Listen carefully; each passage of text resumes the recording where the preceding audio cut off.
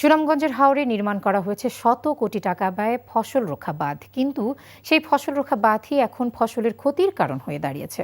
অপরিকল্পিত এবং যত্রতত্র বাঁধ দেয়ায় হাওরে সামান্য বৃষ্টিতে জলাবদ্ধতা সৃষ্টি হয়ে লাখ লাখ হেক্টর জমির বোরো ধান পানিতে তলিয়ে যাচ্ছে। হাওরবাসী বলছে, অনিয়ম দুর্নীতির কারণে হাওরের এই অবস্থা। সুনামগঞ্জ প্রতিনিধি দেওয়ান গিয়াস চৌধুরীর রিপোর্ট, জানাচ্ছেন ইমরুল কায়েস। আগাম বন্যা ও পাহাড়ি ঢলের পানি থেকে সুনামগঞ্জের 2,23,000 হেক্টর জমির বোরো ফসল রক্ষায় 602 কিলোমিটার ফসল রক্ষা বাঁধ সংস্কার ও নির্মাণ করা হয়। কিন্তু যে বাঁধ ফসল রক্ষা করবে সেটির কারণেই বৃষ্টির পানি হাওর থেকে নামতে পারছে না। এতে কয়েক লাখ হেক্টর জমির বোরো ফসল পানিতে তলিয়ে গেছে। কয়েকদিনের বৃষ্টিপাতে সুনামগঞ্জের সদর উপজেলার দেখার হাওর, জোয়ালভাঙা হাওর, কাংলার হাওর, বিশ্বম্ভরপুরের করচার হাওর, শান্তিগঞ্জের খাই হাওর, পাখিমারা হাওর, শাল্লার ছায়ার হাওর, জামালগঞ্জের হালির হাওর এবং তাহিরপুরের শনির হাওর সহ জেলার বিভিন্ন হাওরে জলাবদ্ধতায় ডুবেছে কৃষকের সোনালী স্বপ্ন।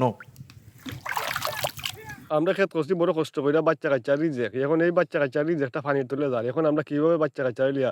আমার কাছে প্রায় 1.5 লাখ টাকা খেতে তোলা করতো, আমার 16 একর জমির বর্তমানে পানি তোলে।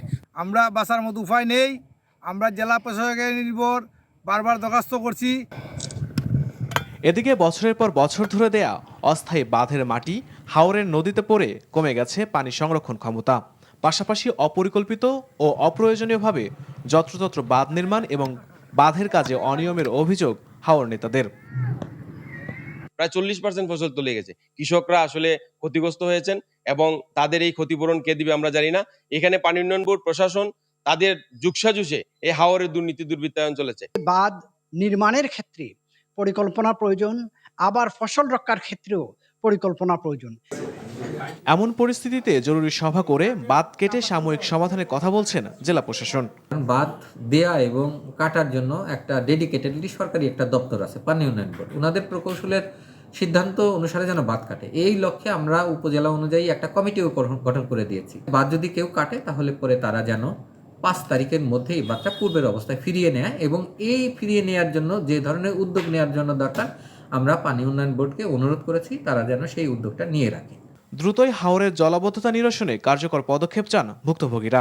NTV news desk.